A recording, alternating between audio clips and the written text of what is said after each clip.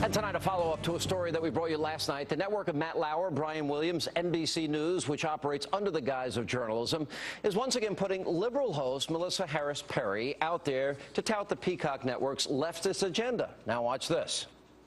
Americans will always want some level of inequality because it's a representation of meritocracy. People who work hard and sacrifice and save their money and make major contributions, we think that they should earn a little more and they should have more resources, and that's fine. But we also, however, have to have a floor under which nobody falls. And if you're below that, especially if you're a child and you're below that, we are not going to accept that. You do have the right to health care and to education and to decent housing and to quality food at all times. Oh, Obama phones, Obama food, Obama housing. Wow, only hardworking people. You just get a little teensy-weensy little bit more. Now, the Socialist ad comes on the heels of the Harris Perry promo that we aired last night. So let's remind our audience of the lunacy that is being promoted by NBC News. We have never invested as much in public education as we should have because we've always had kind of a private notion of children. Your kid is yours and totally your responsibility. We haven't had a very collective notion of these are our children. So part of it is we have to break through our kind of private idea that kids belong to their parents or kids belong to their families and recognize that kids belong to whole communities. Once it's everybody's responsibility and not just the households, then we start making better investments. Your children belong to the community, not to you. Hope Matt Lauer, Brian Williams are proud of this leftist garbage. Here with reaction, Fox News contributors Michelle Malkin, Leslie Marshall. Leslie, let's go over these words carefully here. So part of it, we have to break through our kind of private idea that the kids belong to their parents. No. Or that the kids belong to their families, and recognize the kids belong to the entire community. You have kids, right, Leslie? Yes, I do. I have two, and I would agree with that. I mean, as I'm sitting here right now, my daughter's at ballet, my son, I do believe that we as a community have a responsibility to the children, and not just the 500,000 children on the Blue Book who are orphans and don't have parents. But when I send my kids to school, Sean, the teacher is part of that community taking care of them. When we pay, and before I had kids, when I paid with my tax dollars for the public school system and for breakfast and lunch for kids that weren't mine, was that making me a socialist? Excuse me. Or is that making me part of Michelle a community Malkin, taking care of our children? My kids do not belong to the, quote, whole community. They're not everybody's problem. They're my responsibility. And you know what? That doesn't mean we don't take care of kids in need. We do. We're a compassionate society. How do you react to this lunacy? Because I think liberal moral superiority and sanctimony kicks in here because they think they know better than us. We conservatives, we dopes, we Neanderthals, how to raise our kids. We're all parents here, Leslie, Sean, and myself, and I think that this sentiment broadcast on MSNBC, which we now, it's confirmed, stands for Maoist, Socialist, Nutballs Broadcasting Company, should send a shiver down every parent's spine. I mean, what we're talking about here is the worst kind of collectivism, and yes, it is anti-American.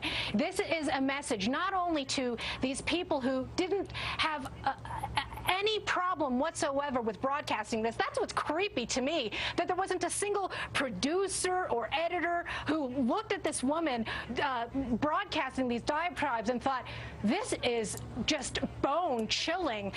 I think there is something that every parent who believes in the primacy and the sacrosanct nature of the family as the building block of civil society wants to say to these progressives who claim that their children belong to everybody else. You know what it is? Hands off my kids. Exactly. My kids are not your guinea pigs. My kids are not your cash cows. My kids' minds are not for you to propagandize, and my kids' futures are not for you to raid in the name of social justice and the need for more failed investments. You know, I think there's a deeper level here, Leslie, that we have seen, and You know, liberals often say conservatives, they're trying to impose their values on society. You look at government-run schools where many kids are trapped in failing school systems, but often it's the left that feels that they don't like the values that are being taught at home. After all, those parents believe in Jesus. Those parents, you know, are Christians. So they think they have the right to counter or contradict the values that parents are instilling in their kids, either through sex education, views on homosexuality, whatever it happens to be, because they think they're right. I would totally disagree with that, not only as a parent and a taxpayer and a member of the community. When they show, well, wait a minute, Sean, if they're giving first graders Heather has two mommies, if they're showing kids how to put a condom on a cucumber. Well, you want no abortion, stop the pregnancy, that's a whole other topic. Michelle, I love your passion, but I want to know where the passion is by Americans on the right, since I am on the left and such a loon, that thousands of children tonight will go to bed hungry. Whose responsibility are they if their parents can't afford to feed them? Their parents, we throw the child under the bus. This is an alien, this is an alien concept to you. The child is thrown under the bus. Leslie, let her answer. I know. What about the 500,000 children that have no parents, or the children whose parents smoke crack or put heroin in their arms? A civil society relies on parents and private charity and churches and local organizations and local governments and state governments to be the primary caretakers and carers of the children. You want to talk about federal investments? I mean, you people do not operate in reality. You've got these people at MSNBC that bemoan the fact that we don't invest enough. Fact. The OECD reports that the United States now, it spends more per capita on education than any other of the 34 wealthiest countries in the world, except for Switzerland. The amount of money that we have spent on discretionary at the federal level alone is now $51 billion. That's on top of $34 billion for mandatory Pell Grants, $4 billion for Race to the Top. And you look at every single liberal paradise where all they do is spend, spend, spend, and the record is one of abysmal failure for children. Are we talking about morality? If there's a kid across the street hungry, I'm not looking to the church. I'm going to give them some food. All right, my question to you is, in this ad, she says that you have a right to health care, right to education, right to decent housing, right to quality food at all times. I don't have a problem with the safety net, but when 1 in 5 children live in poverty, the government now has failed people because they have taken over such a large part of the economy. But that's a different story. I mean, is there anything that you don't think should the government provide health care? Yes. Dental care? Yes. Housing? Yes. Obama phones? Yes. Clothing? What, we're going to have the Obama clothing line coming out next? I'm just wondering, at what point do you say government doesn't need to be involved in every aspect of people's lives, the states, local communities, churches, that they can fill the void here? Does that come into your thinking at all, Leslie?